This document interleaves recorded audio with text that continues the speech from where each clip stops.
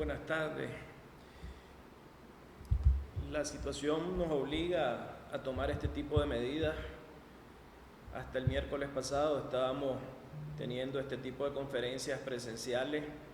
Sin embargo, una realidad cada vez más en crecimiento nos ha obligado a decidir hacer este tipo de conferencias utilizando la tecnología disponible.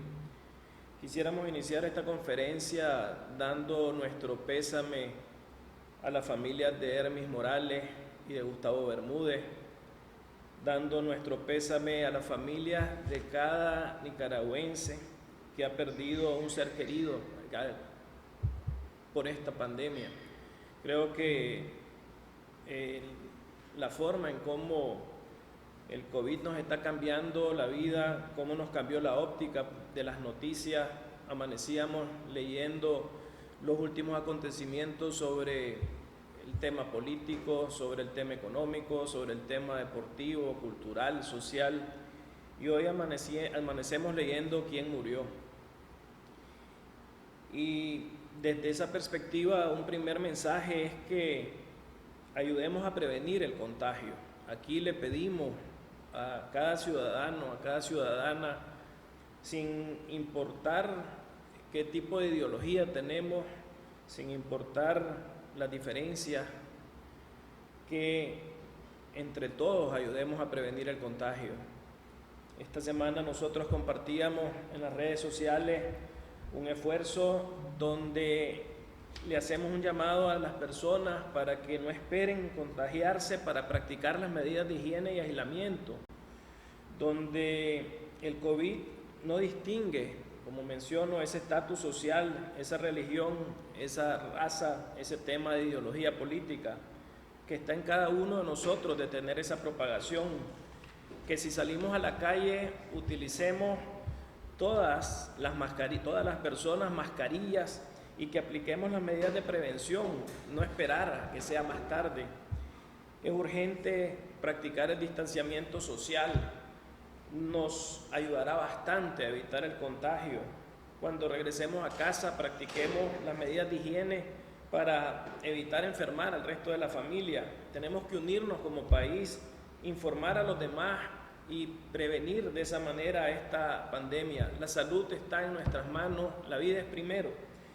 Y cuando vemos los números de esta semana, y desafortunadamente los números hablan, y esta es una realidad que no se puede ocultar, y eso con números que todavía tenemos que ver cuál es la certidumbre que nos dan esas cifras oficiales, pero cuando vemos a los números de esta semana, comparado con las semanas anteriores, nos encontramos que en Centroamérica hemos pasado. Hace 15 días la tasa de contagios crecía al 21%, la semana pasada la tasa de contagio crecía al 27%, esta semana la tasa de contagio creció al 34%.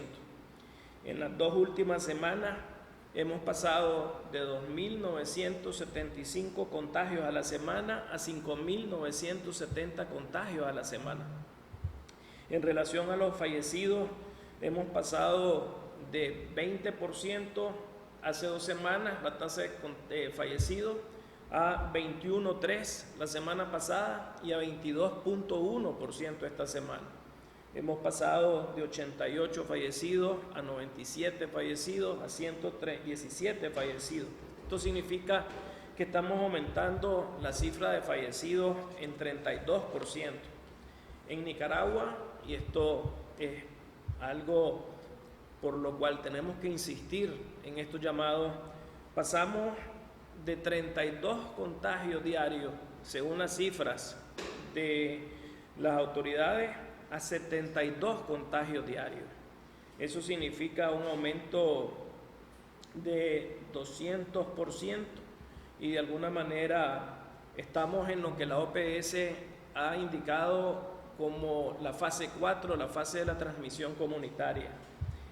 En este sentido quisiéramos hacer también un llamado, reiterar nuestro llamado al actuar reiterar nuestro llamado a salvar vidas.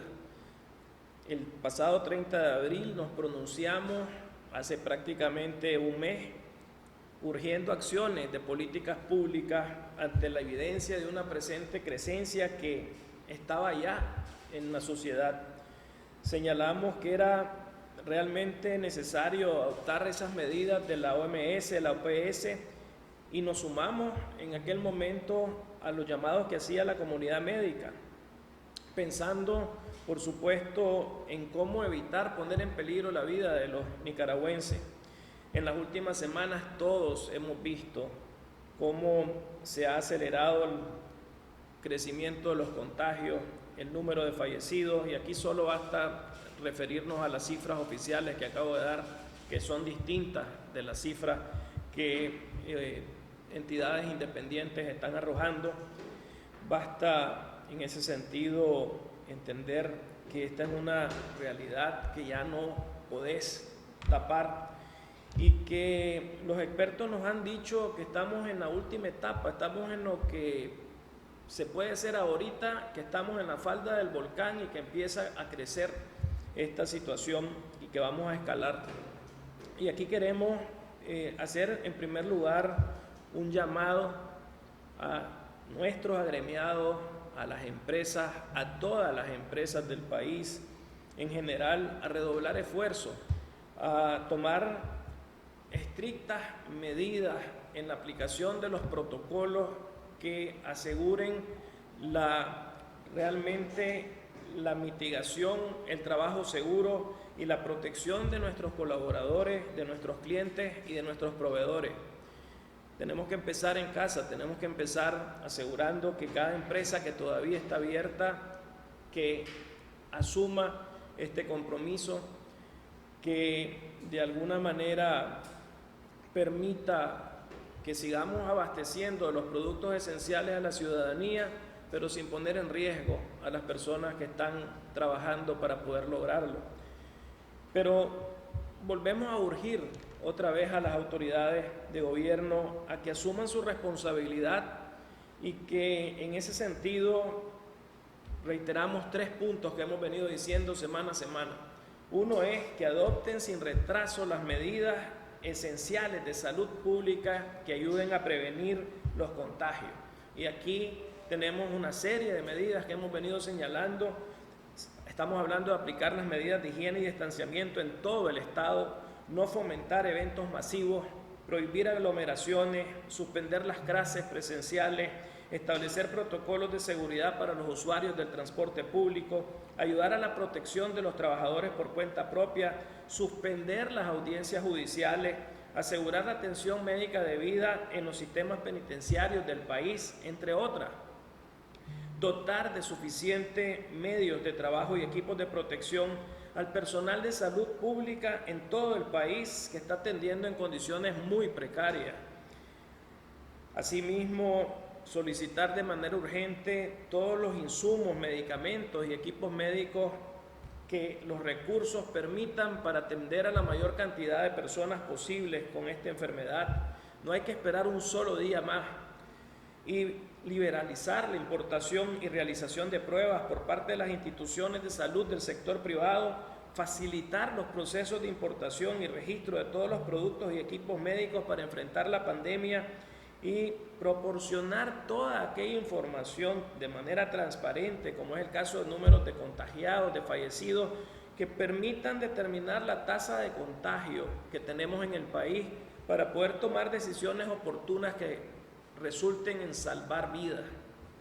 Desde ese punto de vista también hacemos un nuevo llamado a esa solicitud que hizo la Organización Panamericana de Salud para que sea atendida, para que se autorice la visita de la OPS al país, que permita esto, que puedan venir, que puedan evaluar in situ lo que está sucediendo con la pandemia y que puedan colaborar de manera más efectiva a salvar vidas que hoy están en riesgo.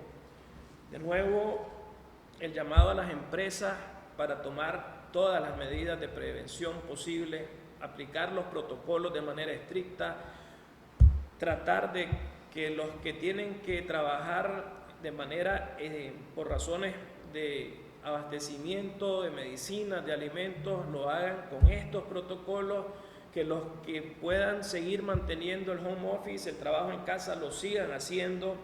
Tratemos en estas próximas 2-3 semanas, el mes de junio, que podamos hacer este esfuerzo que nos ayude a prevenir el contagio. Quisiera también en este sentido hacer y sumarme a algunos llamados que se han hecho por parte de algunos miembros de la comunidad médica en relación a la no automedicación.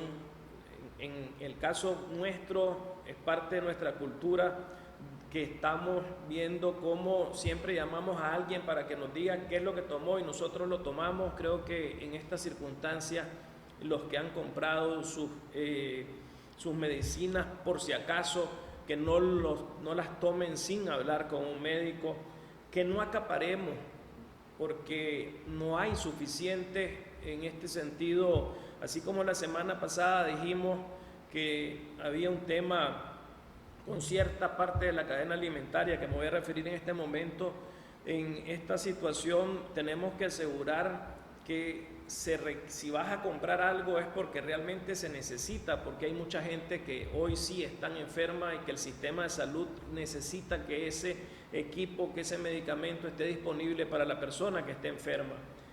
Por el otro lado, hacer el llamado para que las farmacias, igual que hicimos la semana pasada con el tema de los frijoles, para que no se especule con el tema de los frijoles, que no se especule con el precio que se está vendiendo el producto final en la farmacia. La ciudadanía debe de ver que en cada empaque del medicamento, en cada caja que se compra, ahí se establece un precio máximo de venta, para que tengan esa precaución de ver cuál es ese precio, que realmente esto, en una situación donde estamos viviendo no solo la parte sanitaria, sino la parte económica, que reaccionen las personas que están haciendo este tipo de especulación y que piensen en función del bienestar de las mayorías. Y hablando un poquito en la parte económica, tenemos la situación de que en información de la Secretaría General Iberoamericana que compartíamos el día de ayer, por cada persona que fallece en América Latina hay 800 nuevas personas que entran en pobreza, hay 350 personas que pasan al desempleo y 250 personas que están sufriendo hambre.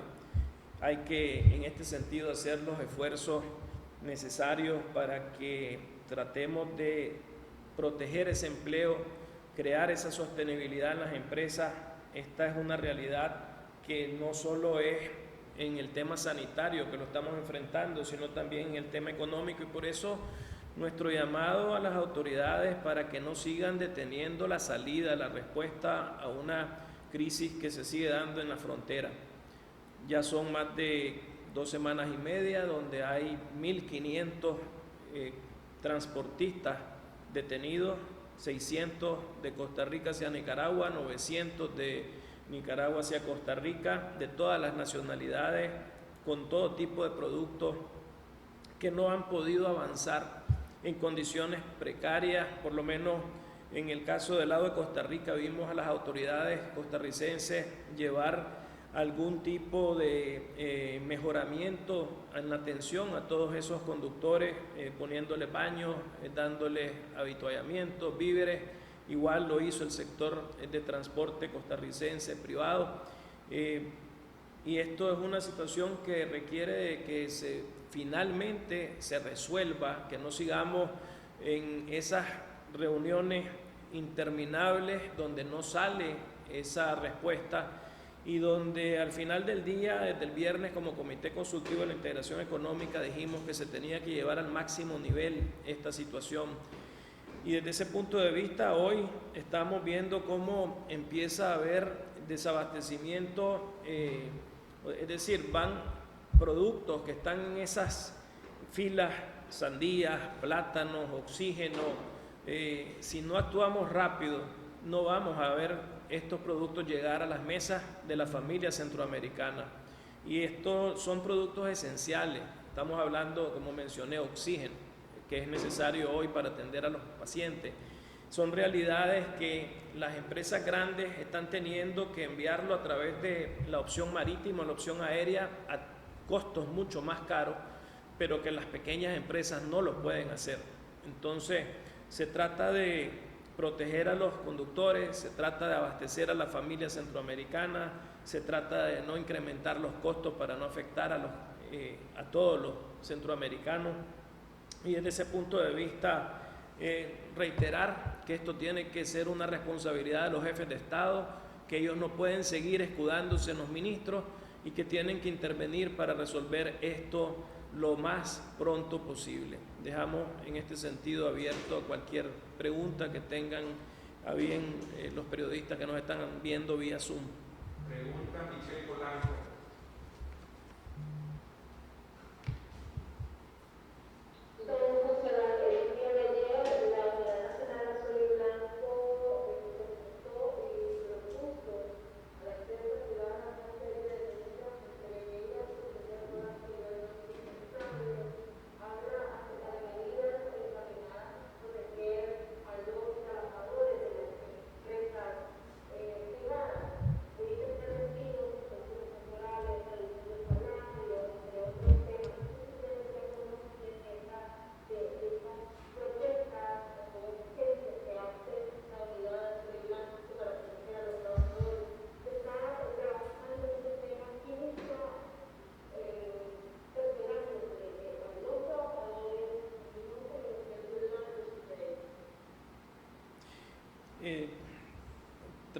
A ver si escuché bien la pregunta. Lo que te puedo señalar es que no es por un llamado de una organización u otra que el sector privado está protegiendo a sus colaboradores. Esto lo estamos haciendo y ustedes han estado aquí presencialmente semana a semana presentando lo que estamos haciendo desde el sector privado. En esta situación, ayer mismo presentábamos adicionalmente una guía de prevención que hemos hecho pública para todas las empresas, producto de un esfuerzo compartido con la Organización Internacional del Trabajo, para que en función de lo que han sido las buenas prácticas en países que nos llevan semanas adelante en cómo trabajar, cómo tratar, cómo enfrentar, cómo prevenir esta pandemia, entonces en función de eso hemos dado a conocer esta guía y por eso es que hoy estamos haciendo este llamado, porque en este momento en que empieza el ascenso al volcán, por decirlo de esta manera, entonces tenemos que ser lo más estricto posible. En el caso de los trabajadores que todavía van a estar desarrollando labores de manera presencial, de nuevo hemos venido empujando el tema del home office desde que inició esto en marzo. Hay muchas empresas que están haciéndolo ya. Vimos cómo, y aquí hay que destacar, y creo que esto es bien importante, primero fueron los supermercados que establecieron la obligación de entrar con mascarilla a la clientela. Después se sumaron los bancos a esta decisión. En el caso de las microfinancieras también están ya asumiendo esta decisión. Y vimos también este fin de semana y esta semana cómo de manera en decisiones propias del sector de transporte, como en Ciudad Sandino, por ejemplo, se pusieron de acuerdo los dueños de buses, de taxi y de caponeras para señalar de que las personas solo pueden subirse en estas unidades con mascarilla. Lo mismo vimos ayer anunciado en los medios de parte de los transportistas públicos de Riva. Entonces aquí se están tomando estas medidas desde marzo, se van a seguir asumiendo estos compromisos con estos protocolos y parte de esto es lo que queremos insistir y por eso estamos haciendo este llamado para que con esta guía de prevención, con estas decisiones que se están tomando y ejecutando, podamos evitar ese contagio entre todos. Ok, según datos oficiales, la actividad económica creció leve pero creció. ¿Ustedes como sector observan o reportan una recuperación? Según datos oficiales, ¿de quién? Datos oficiales del Banco Central, el IMAE, ahorita acaba de salir y dice que en el primer trimestre creció la actividad económica 1.3%. ¿Ustedes han visto, observan que hay una recuperación de la actividad económica? Yo creo que hay una realidad, igual que sucedió en el año 2018, donde en los primeros meses antes de abril, en el primer trimestre, había un crecimiento. Luego vino la crisis sociopolítica producto de esa violación de derechos humanos y ese crecimiento se desapareció a partir de ese momento. Lo mismo está sucediendo en esta situación con la pandemia. Esa información obviamente que recoge, si es que nosotros no la conocemos, estamos escuchando que ya sacaron algo que tenían rato de no sacar. Pero la realidad es que lo que están sacando es una foto que no refleja la realidad a partir del COVID. Esa foto lo que te refleja es qué sucedió en el país antes del COVID en este año 2020. Así es que lo que hay que esperar es en realidad la foto que ya te refleje lo que va a suceder después del COVID. Recordemos, solo para terminar con esto, de que se habían establecido por algunos organismos multilaterales que la caída de Nicaragua de este año iba a ser más o menos de menos 1%, y hoy están hablando por el tema del COVID de menos 5 a menos 6%. Así es que esa es una situación pues que habrá que esperar cuando la foto refleje la realidad del COVID. Ahora, lo otro, ¿en cuánto tiempo veremos un impacto mayor con respecto a la pandemia en la actividad económica? Yo creo que para el tercer trimestre ya va a poderse ver reflejado cuál es ese impacto de manera más clara en las cifras macroeconómicas.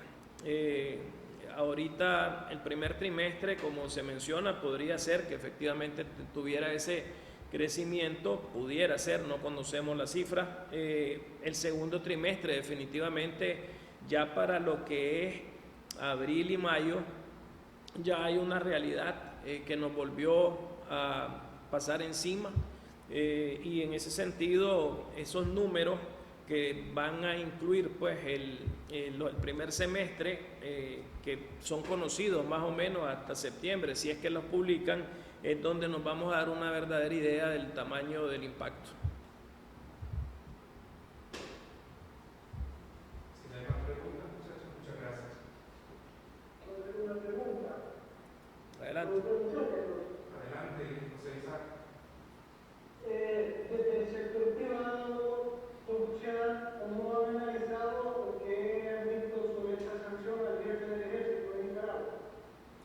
¿Qué análisis han hecho de eso?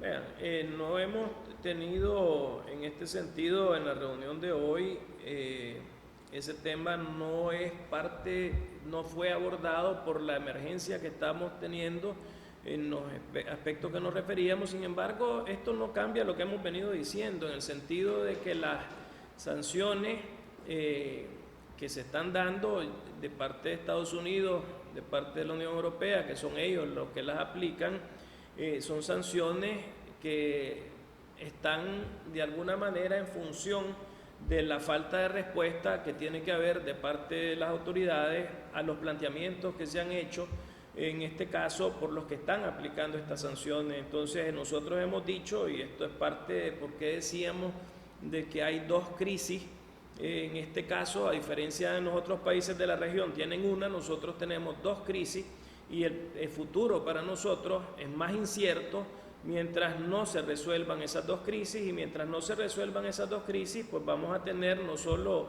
más sanciones, sino que vamos a tener una situación de caída en general, en lo económico y en lo social, para todos los nicaragüenses sin distingo. Bueno, agradecemos entonces la presencia de los periodistas que nos acompañaron, y estamos informándoles a través de las redes sociales de COSEP. Muchas gracias.